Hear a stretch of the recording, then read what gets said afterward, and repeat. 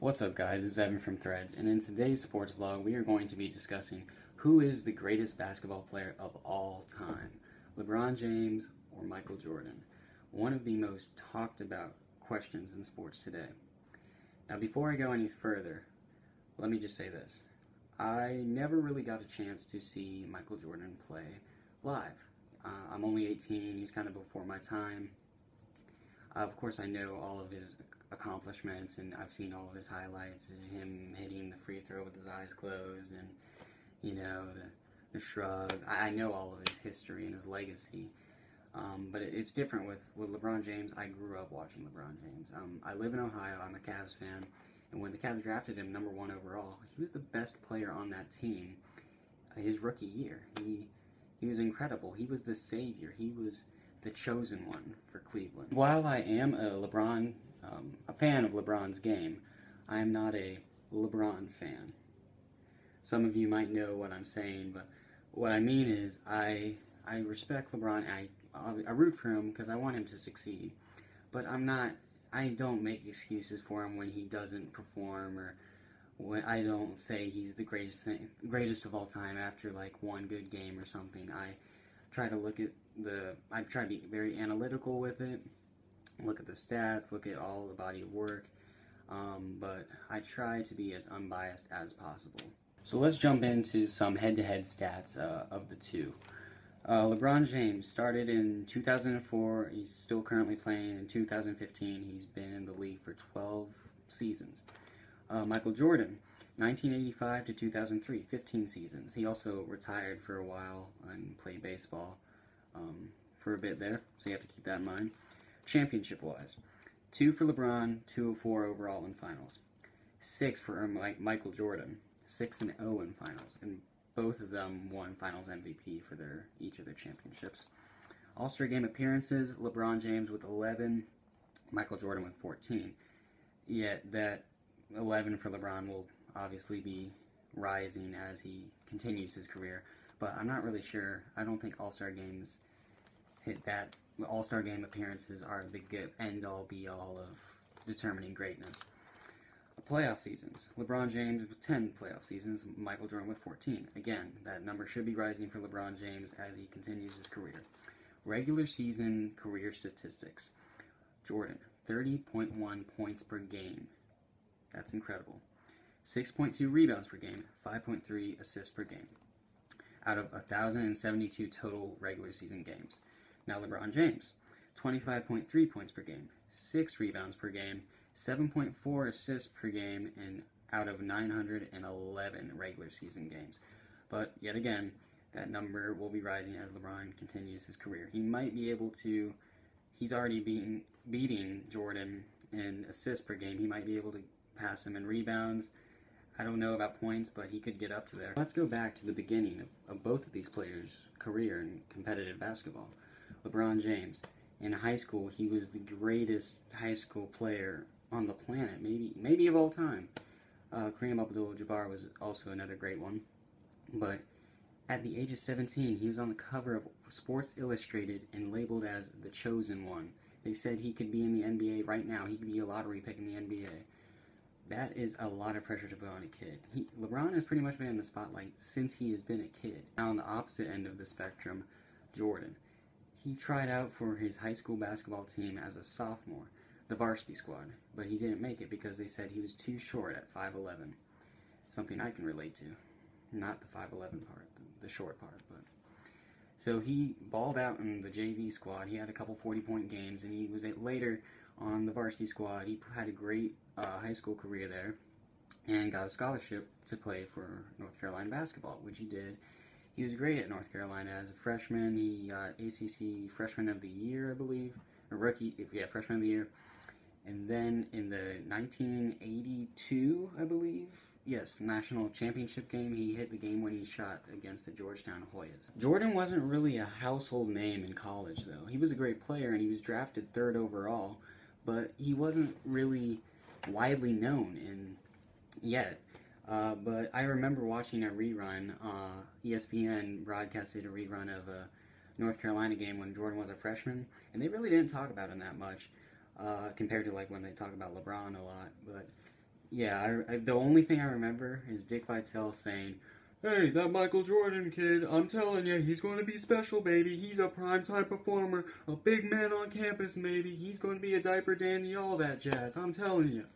And hope you guys like that Dick Vitale impression, but Dickie V was right. I mean, he was absolutely right. LeBron, on the other hand, was quite well known. Even as a high schooler, he was signing autographs, selling out arenas. All the media was around him. He had so much attention from the media. Anything he said or do was top story on SportsCenter. But that's another thing I want to bring up. They played in two different generations, Jordan and LeBron did. And technology, the way it is now, social media and everything, can you imagine if that had been around in Jordan's era, what it would have been like?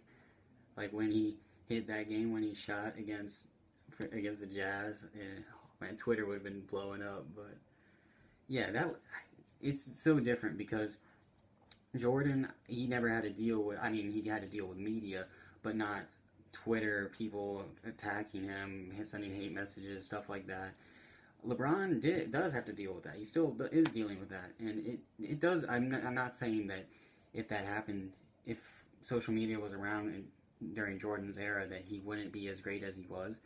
I mean, he probably still would be, but it does have an effect on players. It even had an effect on LeBron during the 2011 final series against the Mavericks.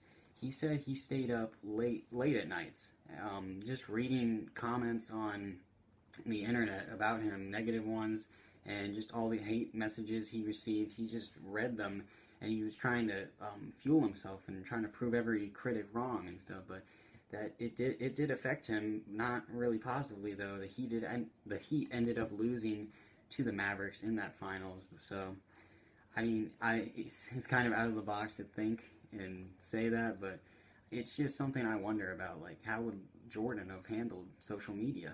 But enough talk about hype and expectations. Let's talk about what these players did on the court. 6 titles, 6 rings, 6-0 in finals. Michael Jordan, that is greatness. For LeBron, 2-4 in finals, 2 rings, but he is coming off of the most spectacular finals performance in history. 35.8 points per game, 13.3 rebounds per game, 8.8 assists a game. He almost averaged a triple-double in the finals, 6 games. And he did win 2 of them. I'm not going to say that squad couldn't have won the series, because I do think they could have, but the Warriors were just a better team. I'm not going to say LeBron had no help, because that's not true. But obviously it wasn't like Kyrie and K Love were out there, but I digress. Even though he lost that is still an amazing achievement. You have to respect that, and that's something Jordan never did. Statistically, that was something Jordan never did, and I know people will combat that and say, well, LeBron hasn't won 6 rings. Well, if you're going to base greatness purely on rings, then Bill Russell has everyone beat, because he has 11 rings. But you don't see a lot of people saying Bill Russell is the greatest of all time. So people need to realize that rings do matter. They do matter. But they're not the end-all be-all, because then, if that was the case, then Bill Russell would be the greatest of all time. But honestly, I don't think that's so. And I know a lot of other people don't think that's so. And a lot of people say, well, Bill Russell played in a different era, and it was different. But I understand that. I really do. But I don't think it truly matters, because if you swapped Jordan, Russell, and LeBron, if you swap them out of their generation or era of basketball right now and put them in someone else's, I still think they're dominant players. I really do. LeBron, his era, obviously, the era in NBA right now, it's kind of soft, not as much contact as there was, a lot of jump shots. There were so many three-pointers this year. It showed with the Warriors winning the championship, being not mainly a three-point shooting team, but a really constantly three-point shooting team. But it's more jump shot oriented and not as rough and hard-nosed as the NBA was when Jordan was around. And to flip off of that, yeah, the era Jordan was in was really contact, physical, all that. Really had to earn your way to the line. And I say if you switched LeBron and Jordan, switched them eras, say Jordan was playing in today's era, LeBron was playing in Jordan's era, I still think are dominant players, because LeBron can take contact and finish at the rim and still get buckets. That's more of a strength than his jump shot, and Jordan's jump shot is better than LeBron's jump shot. So if Jordan played in today's game, he'd be taking more jump shots. I don't think the defense is as good today, and then he'd probably be just as dominant as he was back then. So I don't think the era argument really holds up, because I think they both do fine if they were in each other's eras, so I don't think that argument is really valid. So with all that being said, I will give you guys my answer on who I think the greatest basketball player of all time is. Michael Jordan. For now.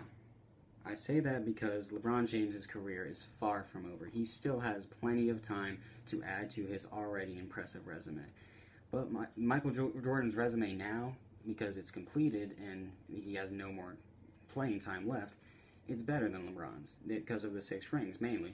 But if LeBron adds a few more rings, 4 maybe, if he has 4 or 5, I honestly think that he could be considered the greatest player of all time. But until then, it has to be Michael Jordan. I'm going to leave you guys with a line from J. Cole's song, The Sideline Story. And I absolutely agree with this. You never play me like LeBron versus Jordan. 20 years wonder who they going to say is more important.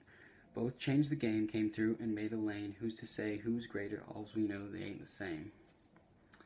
Thank you guys for watching. Really appreciate it. Leave a like if you enjoyed it. Comment down below your thoughts and opinions. I understand my opinion will most likely be different than yours. Just try to be respectful when you comment. Subscribe for more. And thank you guys for watching once again. I'll see you next time. I'm out.